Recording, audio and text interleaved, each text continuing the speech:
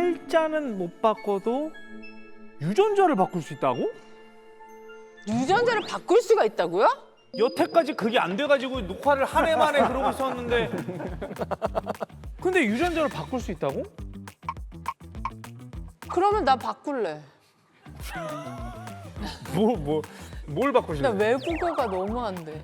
그 노력을 하세요. 아니 그 유전자 때문이에요. 아니 공부하면 돼요. 교수님 그럼 제가 만약에 언어 능력 있는 유전자를 몸에 주입해요. 그럼 언어 능력 생겨요?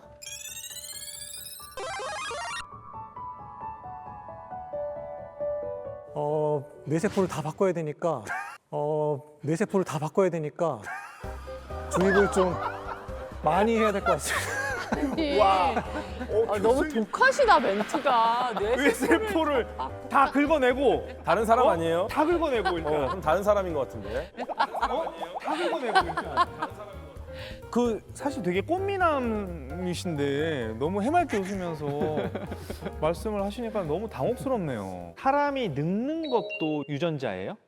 그렇죠. 그러면 이 노화에 대한 거를 딱 끄집어내면은 궁극적으로는 불멸까지도 노려볼 수 있는 거예요?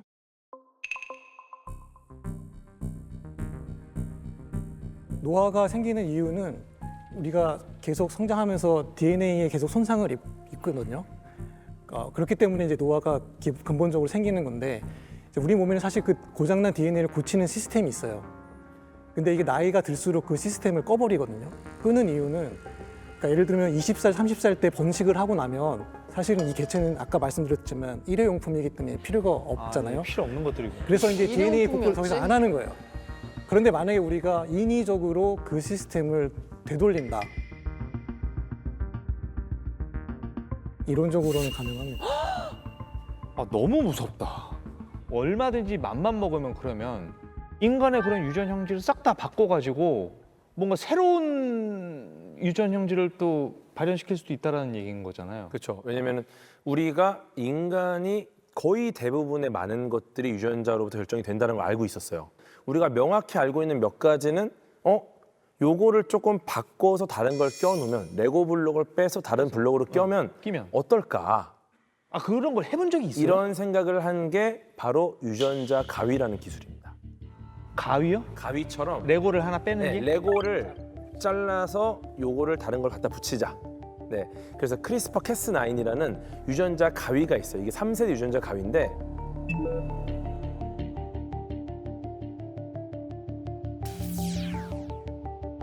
그게 지금 가능한 기술입니까, 교수님? 네, 가능한 기술이고요. 이게 원래는 세균이 가지고 있는 면역 체계입니다. 그러니까 세균의 주된 적은 바이러스거든요. 근데 바이러스가 침입할 때마다 세균이 싸워야 되는데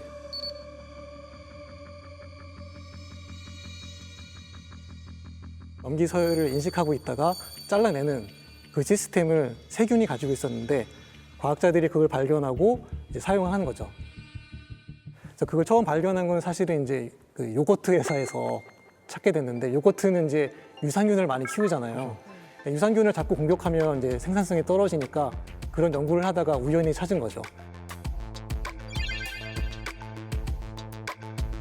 그거를 우리가 인위적으로 정말 유전자 가위처럼 써보니까 효율이 너무 좋은 거예요. 그거를 이제 인체에 적용을 할 수 있게 됐죠. 당시 과학계에서는 정말 저도 느낌에 이거는 인공지능보다 훨씬 중요한 기술일 수 있다는 생각을 했었고요. 이제는 정말 무서운 세상이 오겠구나 그런 기억을 했던. 근데 그게 2012년인데 2020년에 노벨상이 주어졌거든요. 그러니까 정말 빠른 속도로 발전하는 분야이기도 합니다.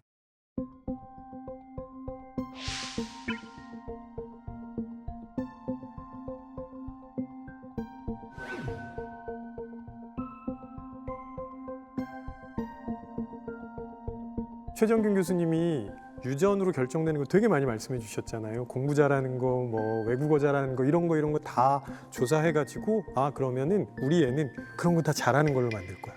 이게 가능해진다는 얘기잖아요. 기술이 어느 정도 확립이 된다면 그러면 또 어떠한 애들이 태어날 수 있냐면 얘는 전투만 하는 애로 그리고 얘는 허드렛 일, 이런 일만 하는 애로 만들 거야. 이런 게 가능해질 수도 있다는 거거든요. 아니 나쁜 목적으로 생각하면 그렇게 특화된 애들도 만들 수 있다는 거죠. 무서워.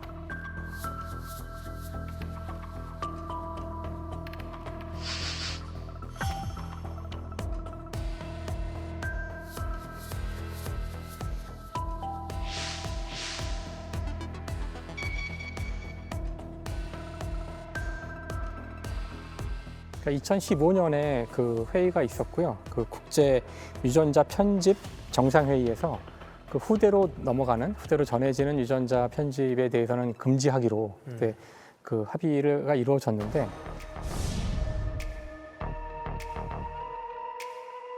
Well, it's an incredibly complex process.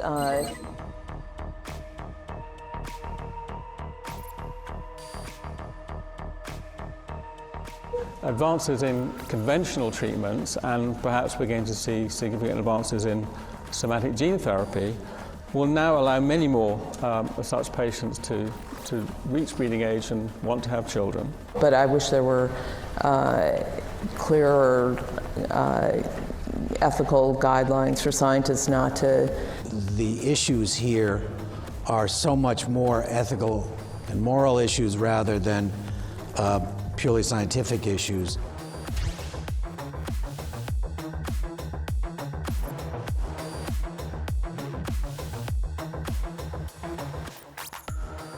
지금 합의된 내용은 내 몸의 질병을 고치기 위해서 유전자를 편집할 수는 있다. 그렇죠. 거기까지는 합의가 됐는데 후대로 전해지는 유전자 편집은 지금까지 엄격히 금지돼 있는 상태인 거잖아요. 이렇게 엄격하게 금지하는 사람들의 그 이유는 뭐라고 얘기를 하나요? 그 이유는 뭐 사실 조금만 생각해보면 이해할 수 있거든요. 예를 들어서 공부를 잘하게 하고 싶다든가 이렇게 편집을 했는데 그 내가 원하는 방향으로 되지 않아서 뭐 기형으로 나온다든가. 이상한, 그렇지. 그러니까 이것이 어떤 영향을 줄지를 현재도 완전히 알고 있지 못하거든요. 그러니까 나는 분명히 공부를 잘하게 하려고만 했는데 엉뚱한 문제가 그 유전자 편집한 것이 끼치게 될 영향을 충분히 알지 못했기 때문에 다른 병을 얻게 된다거나 우리가 완벽하게 아직 그러니까 제어를 하지 못하는 상황이기 때문에 단지 도덕적으로 뭐 하면 안 된다 아니면 더 좋은 아이를 만들기 위해서 하는 건 안 된다 이런 정도 수준이 아니고 아직 기술이 완전하지 않아요. 그러니까 그걸 사람을 상대로 그런 걸 한다는 것 자체가 허용이 안 되는 거죠. 아이, 근데 이럴 때 꼭 맞아. 금지된 거 하는 애들 있다. 하는 애들이 있어요. 하지 말라는 하지 혼자 말라는데 가고. 실험실에서 다 하는 사람도 있을 거야. 그런 문제들 때문에 중단을 한 상태예요. 판단을 못하니까. 그때 중국의 허젠쿠이라는 사람이 갑자기 유튜브에 영상을 업로드해요. 여기서 어떤 얘기가 나오냐면은 우리가 그 유전자 편집을 세계 최초, 인류 최초로 성공했다. 근데 사실 이게 못해서 안 한 게 아니거든요. 합의를 하고 해야지. 네. 이분은 인류 최초 유전자 편집을 시도한 과학자로 타이틀을 따고 싶었던 거예요. 그렇게 해서 태어난 사람이 있어요? 뭘 했냐면 그 아빠가 에이즈를 갖고 있어요.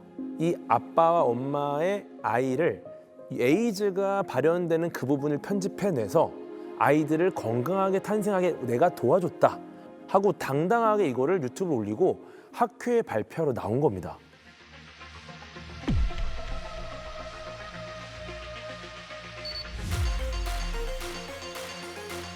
We edited non-viable embryos and established two embryonic stem cells. So Lulu and Nala were born normal and healthy. Children, and they don't have that autonomy. How did you done the ethics review? 아니 봐봐 말 진짜 안 듣게 생겼어.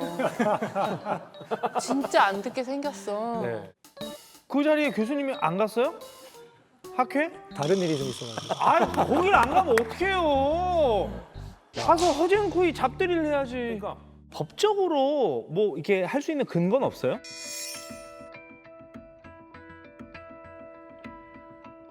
결국 징역형을 받아서 징역형을 살고 얼마나 살았어요? 3년을 살고 출소를 했고요. 그래서 지금까지는 이제 쌍둥이가 잘 자라고 있는데 그 새로운 변이가 앞으로 어떻게 작용할지는 더 살펴봐야 합니다.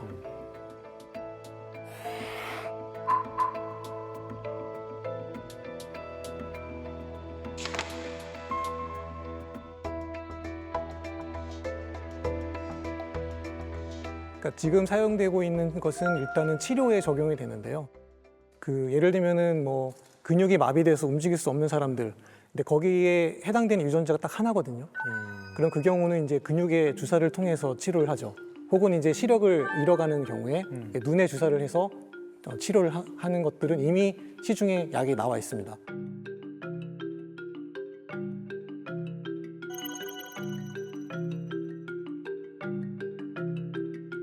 저 교수님께 궁금한 게 그렇게 편집된 유전자는 그러면은 바뀐 상태로 자녀에게 전해지나요? 아니면 나만 편집된 거고 다시 자녀를 낳으면 원래 유전자로 전해지나요? 자손에게 간다는 거는 정자와 난자가 가는 거잖아요.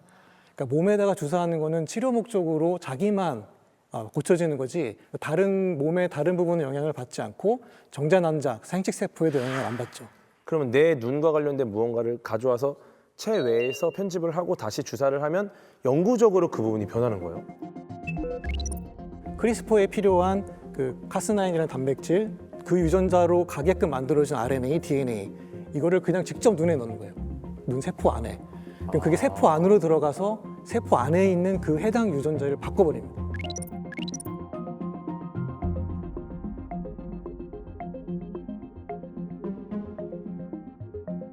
그 바뀐 거는 이 사람이 죽을 때까지는 계속 유지되는 거예요. 그리고 돈이 많이 들 거 아니에요. 그러면은 사실 부자들만 할 수 있잖아. 그러면 부자들의 자손만 정말 우량한 좋은 유전자를 가질 수 있다? 대대로. 또 그런 문제들도 있을 수 있지 않을까요? 미래에는 그런 걱정을 해야 될지도 몰라요. 현재 우리나라에서 이런 일이 안 일어나는 건 아니에요. 그러니까 유전자는 아니죠. 그렇지만 많은 부모님들이 아이들한테 성장 호르몬 맞추고 계시거든요. 근데 그거는 경제적인 여유가 있는 집 아이들이 아니면 할 수 없는 일이에요. 그러니까 이런 식으로 가면 위너와 루저가 명확하게 구분되는 그런 사회로 갈 수밖에 없거든요. 그럼 다양성은 완전히 무너질 수밖에 없다고 생각해요. 유전자 양극화가 생기게. 맞습니다. 이게 뭐 어제 오늘 일 아니고 뭐 역사적으로도 상류층은 왜 상류층끼리 어울리려고 하는 그런 움직임들이 그사세라 그러잖아요. 늘 있어 왔던 것 같아요. 로스차일드 가문 같은 케이스도 그런 거 아닌가요? 대표적이죠. 이 가문이 그렇게 성공할 수 있었던 건 가족 간의 탄탄한 네트워크 그리고 정보를 선점해서 자기네들끼리 공유하는 거예요. 탄탄한 네트워크로 계속 성장하다 보니까 이건 우리끼리만 해야 돼라고 생각을 하게 된 거예요. 그러니까 사촌끼리 주로 결혼을 하게 만들었죠. 아무리 그사세라 그래도 근친혼은 좀 너무한 거 아닙니까? 유럽 왕족들의 그 초상화 말고 사진들을 보면 되게 비슷하게 생긴 사람들이 많아요. 다른 맞아요. 나라 왕인데 되게 똑같이 생긴 사람들이 네. 있거든요.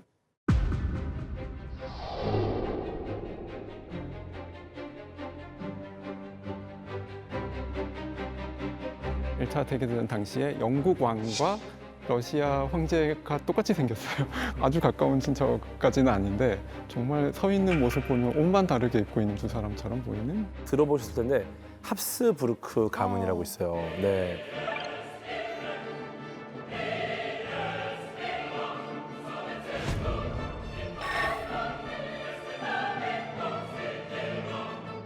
여기 이게 그 턱으로 좀 유명합니다. 합스부르크의 턱. 그 벨라스케스가 그린 그림의 시녀들에 나오는 그 어린 소녀의 얼굴이 약간 근친혼 때문에 그런 얼굴이다 이런 얘기.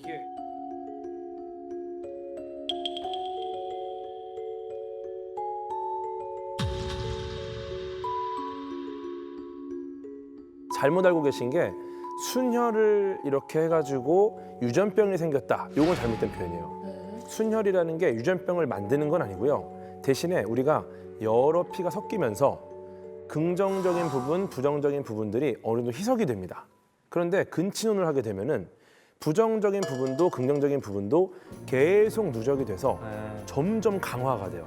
그러니까 부정교합이 있었어요. 그런데 근친혼을 하니까 만약에 섞였으면은 어떻게 보면 좀 개선된 후손이 나왔을 텐데 부정교합이 점점 심해지는 거예요.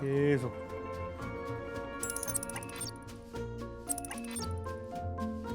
나중에는 뭐 불임까지 오고 정신병까지 오니까 후손을 낳지 못하는 상태가 벌어지죠. 그러니까 그림은 되게 좀 잘 그려준 거래요. 실제로는 아래턱, 위턱이 맞지 않아서 침을 막 줄줄 흘리는 경우도 많았고, 근데 이제 그리면 그렇게 그릴 수가 없으니까 턱이 약간 나오는 거로만 그렸지만 좀 심각했다고 하더라고요. 수첩을 좀 많이 하셨는데. 제가 이거랑 관련해서 최근에 재밌는 걸 봤는데 약간 유전이랑 관련이 없지만 인공지능 요즘 계속 데이터 때문에 그러잖아요. 인공지능이 학습할 때 자기가 생산한 데이터로 학습을 하면 쓰레기 같은 결과가 나온답니다. 외부의 것들을 계속해서. 계속 여기저기서 데이터를 수집해서 넣고 학습을 시켜야 되는데 내가 자가 생산한 데이터를 그렇지. 넣더니 완전 쓰레기가 나온다. 편향돼 버리는 가능성이 높죠. 네. 그래서 다양성 확보가 정말 중요한 그런 사례인 것 같아요. 사실 우리 살면서 유전자 이 말 얼마나 많이 씁니까? 우리 아이들 보면서 야 진짜 내 유전자가 일로 다 갔구나, 흐뭇하구나, 뿌듯하구나 이런 얘기 진짜 많이 했는데 이 유전자가 이렇게 복잡하고 어렵고 철학적인 내용일 거라고는 생각도 못했어요.